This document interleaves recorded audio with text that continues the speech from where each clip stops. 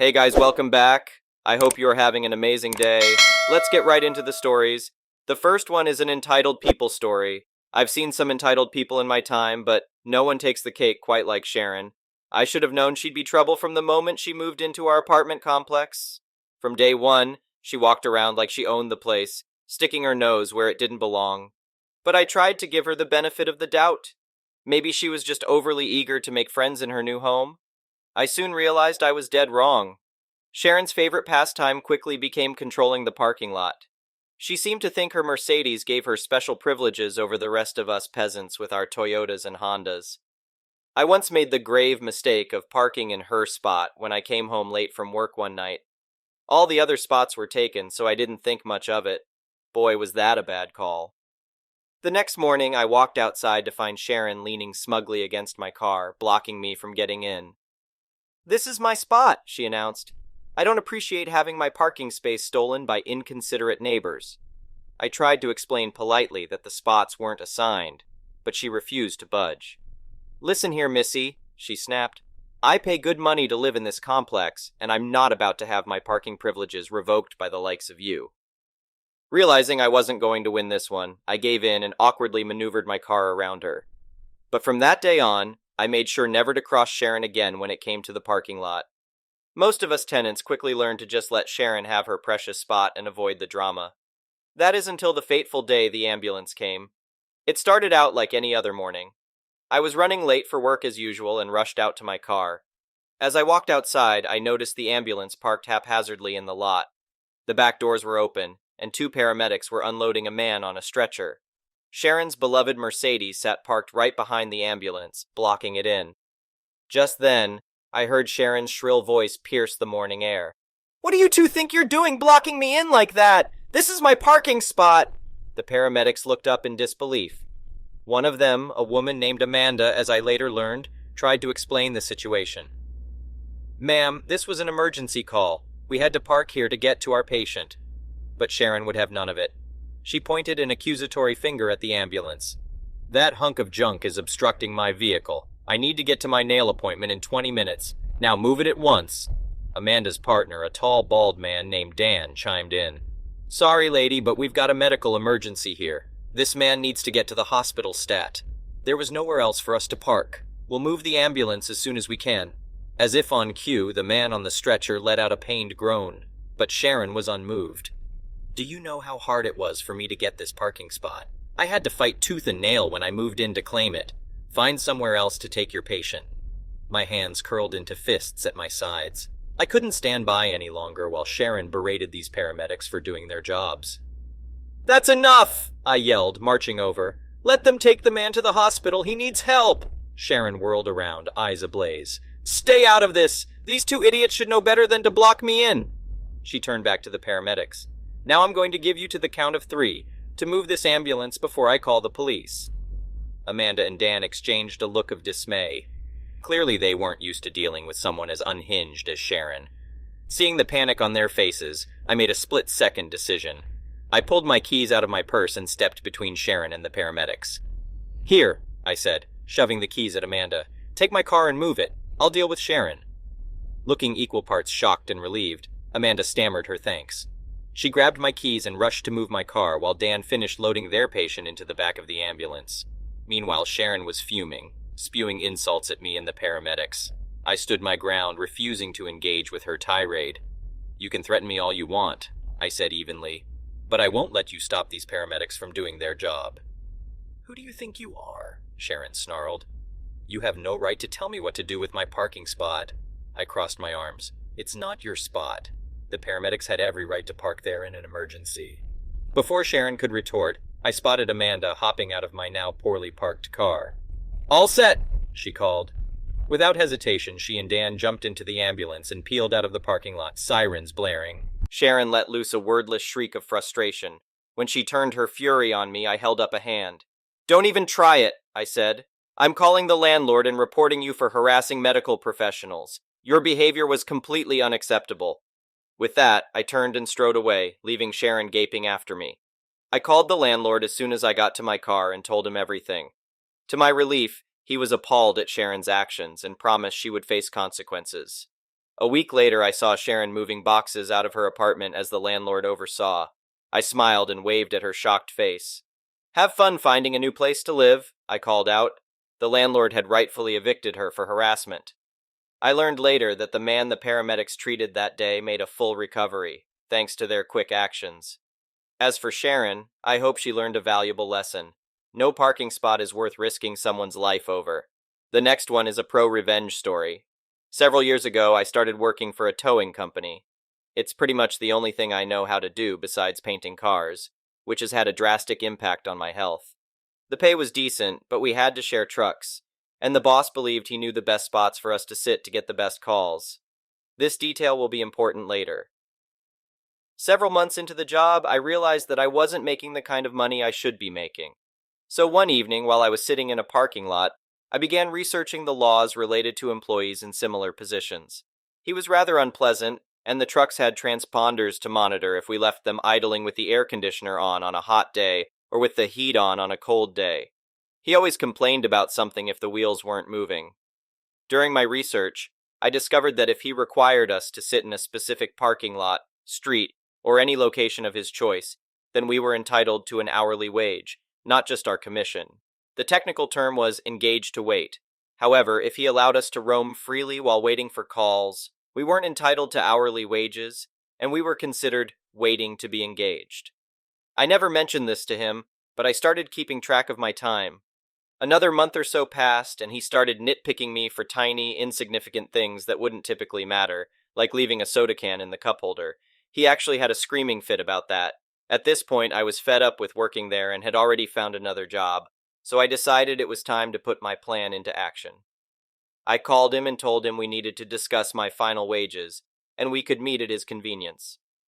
When I entered his office, I presented my argument, explained the state law, and told him I expected to be paid for the hours I was on the clock, but not allowed to freely roam looking for work or do things of my choosing. He firmly stated that I wouldn't be paid for that time, as it was agreed upon when I was hired. I didn't bother to argue, as I had already planned my next step, so I took my final paycheck and left. The following Monday, I contacted the state labor board and presented my case to them. Needless to say, they were very interested in the situation. In the end, they reviewed his employment records and spoke to the drivers still working for him. When he received the bill for what he had to pay us all, it was too much for him to afford, so he had to sell the trucks, his boat, and the lot, eventually going out of business. I never received the full amount owed to me, only a fraction, but the satisfaction of knowing the law a little better than he did and watching it all crumble was pure bliss. The next one is a petty revenge story. We recently bought a new cat tower. We have 5 cats who play hard, and the old tower was definitely showing use. The cats had torn up the carpet and sisal, vomited in one of the cubes, and decapitated the hanging mouse whose name is Earl, because why not? We set up the new tower, and after asking around to our friends, we couldn't find anyone who wanted it. So we took it out to the curb to get rid of it. Large trash pickup was coming up, so we figured if anyone wanted it, they would have plenty of time to grab it before trash pickup. In our neighborhood, as long as the item is not on the curb for more than a week, you won't get cited for having trash in your yard. No big deal, right? Oh no, it's a big deal because Karen and Kevin have decided they want the tower. I work from home, but my office is in the back of my house. We have a Ring camera, and around 10 a.m. one morning, the doorbell rings. I'm in a meeting with my boss, so I check the app, see that I don't know who these people, Kevin and Karen, are, and go back to my meeting. About 45 minutes later, the doorbell rings again. Now, I'm out of my meeting, and since I'm expecting packages, I check the app, see that it's the delivery guy, and then head out front to grab my packages off the porch. I hear the notification going off on my phone as I'm opening the door, and there stand Kevin and Karen with my packages in the cat tower. Kevin is holding my packages. Me: "Can I help you?" Kevin: "We're interested in the cat tower." Me: "Go for it, it's been left out for large trash. You can have it. May I have my packages, please?" Karen: "The carpet and the sisal on the tower are torn. I'm going to need you to fix that before we take the tower, and there is vomit on it. That needs to be cleaned as well." Me: "I'm not going to fix anything on the tower. We are throwing it away. If you want the tower, take the tower. If not, it will be picked up later this week with large trash. Now, may I please have my packages?" Kevin, obviously realizing I'm not concerned at all about the state of the cat tower: "Well, we still want the cat tower. I'm just going to leave it on your porch, and we will come back with our truck this weekend and pick it up. He is still holding my damn packages. Me. That won't work for us. See, we are trying to get rid of the tower, and I don't want it on my porch, which is why it is on the curb. So if you want the tower and you aren't going to take it right now, I'm not going to hold it for you. Please give me my packages. About this time, my phone started ringing, and I needed to get back to work. But I wasn't going to leave without my packages. Just as I am about to get angry with these people, my retired military grizzled biker-looking neighbor pulls up in his pickup truck. He is a big pussycat, but is very protective of us, and especially our two daughters. My neighbor calls over to me and starts heading over to where we are standing on my porch. I guess Kevin got nervous, so at that point, he shoved my packages at me and then said, "We'll just leave the tower on the porch, and we will pick it up when we can." Yeah, that's not going to work for me. When Kevin and Karen walk off, I turn to my neighbor and asked him to help me carry the damn cat tower back down to the curb. A little while later, I had to run an errand, and when I got back, the stupid cat tower was back on my porch. Y'all, what the absolute stupid hell. My kid, F19, got back from class a little while later and asked why the cat tower is back on the porch. I told her the story, she rolled her eyes and groaned, and I went back to work. About 30 minutes later, she came into my office laughing. Me. "What did you do, MK?" "Took the cat tower back down to the curb." Me. "How? That thing is heavy as hell." MK. "It was really easy once I took it apart and put all the hardware in the Ziploc bag that accidentally fell into the trash can with the used cat litter. So if Kevin and Karen want the cat tower, it's still available. But they will have to go dumpster diving for the hardware." The next one is a malicious compliance story. I worked at an office about a 45-minute drive from my house, and I had a friend who worked in the office I would give a ride home to. It was on my way. I literally had to pass by her house to go to and from work, so it was no big deal. Well, a woman who worked in my office lived really close to her and found out about the arrangement and wanted in. She guilted my friend into asking me since it was on my way. I said okay. Well, at the same time, my late husband's car was in the shop, so I would make a detour to pick him up, and he's a giant of a man, 6'3", and could not physically fit in the back, so to make things easier, my friend would just sit in the back. Well, the other woman, known as Karen, was a big woman, not tall, but big. So on the way home, literally the first time she starts getting in the front, I explained to her she has to sit in the back. Well, we get to my husband's job site, and I park and text. She jumps out of the car and gets into the front. I tell her to go back and straight up says no because the seatbelt in the back is too tight. It hurts her chest. I tell her it's too bad she can get out of. She doesn't like it. Well, she gets out and goes to the back seat. My husband gets there and climbs in. I start the car and the seatbelt warning light is on and beeping. She has the seatbelt off. I say you need to put the belt on. I am. Met with a no. I can't. It's easier if she's in front. Well, I say you're in back. We're not going anywhere until the belt is on. She crossed her arms, like a child, and says, I guess we're not going anywhere. I tell her if she doesn't put the belt on, she can get out and walk home.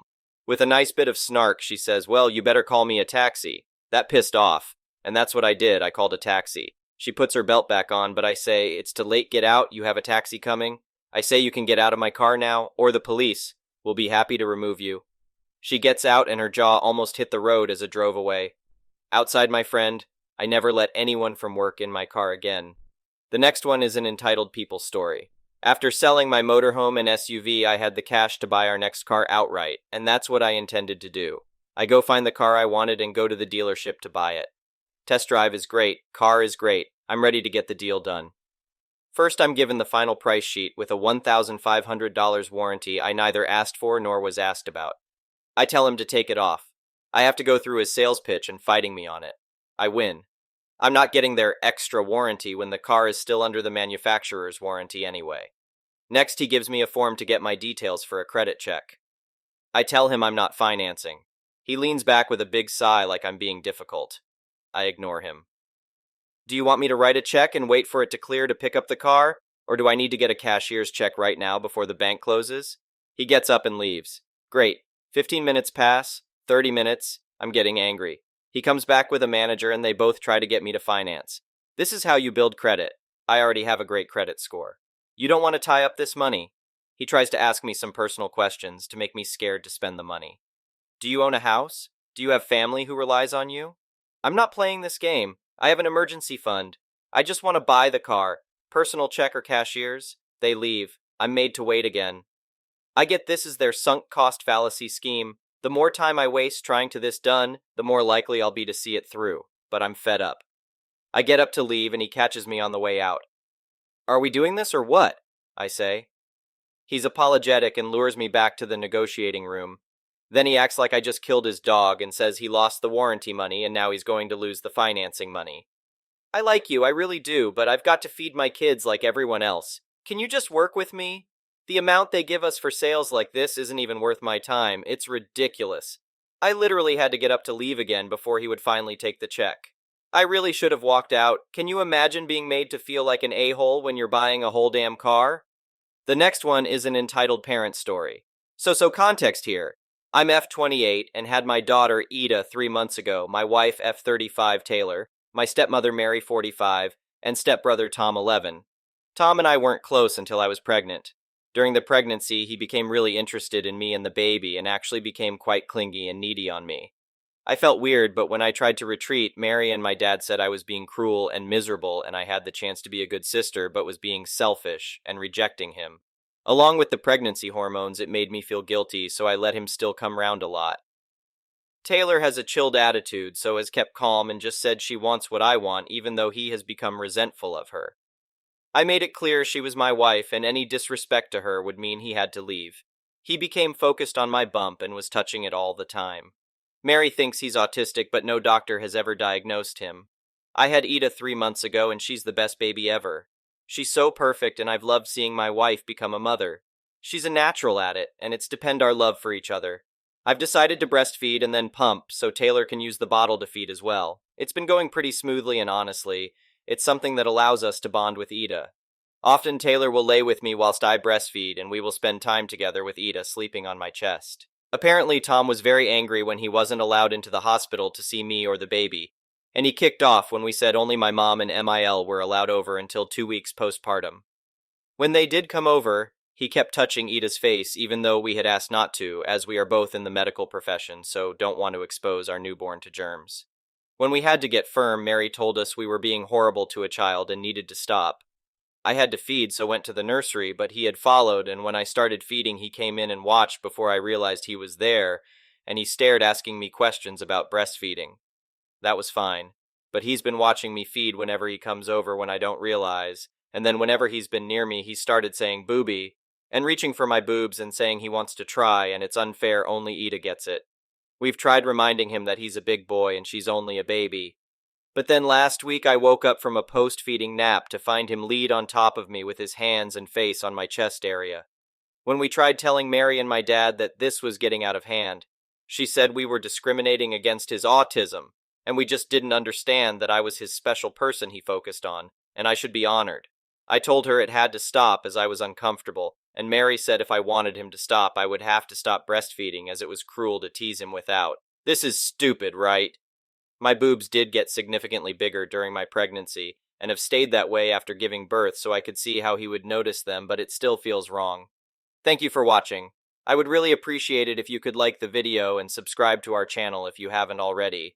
We'll see you again tomorrow.